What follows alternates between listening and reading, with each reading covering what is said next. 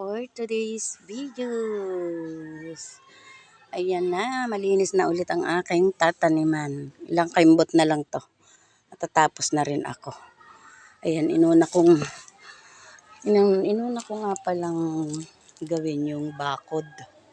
Ayan o. Talagang naghirap ako ng pagbakod din eh. Yung pagbabakod ko dito, naka-live ito. Hanggang dito. Itong pagbakod ko dito, ito naka-live ito. Kaya hindi ko na noon binidyo yung pagbabakod dyan. Tapos ito, ayan. Ayan, kanina ko lang yan ginawa. Ayan o. Ay talagang trabahong babae guys yan. Ayan.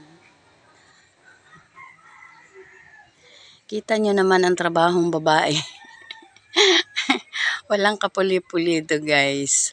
Ang akin importante at mahalaga yung kahit paano may bakod. Ayan o. Pagagapangan ko siya ng sitaw. Yung mga bakod na yan.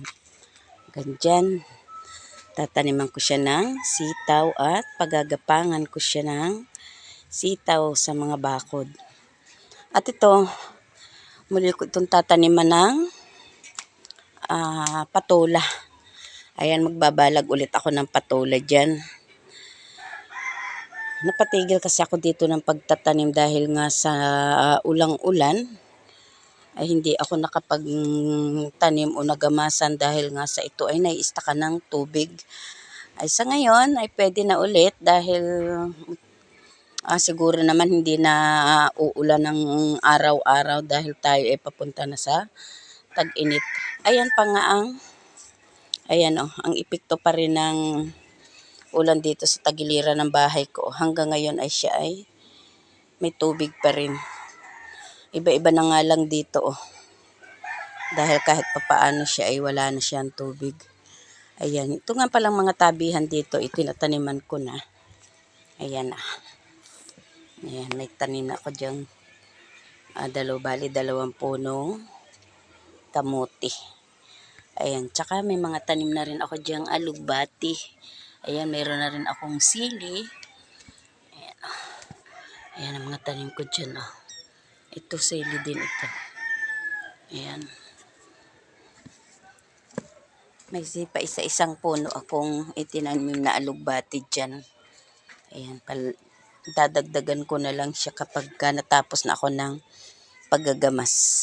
Hindi pa rin ako tapos guys ang paggagamas. Ayan napakarami pa. Tinanggal ko lang yung mga matataas sa damo. Dati kasi napakataas na ng damo dito dahil nga sa na-stuck ang tubig, hindi ako nakapaggamas. Ayan. Kahit ganito lang to kaliit, ay nung nakaraang tag-init, talagang nagkaroon din ako ng pera din sa alugbate na lang at sa okra.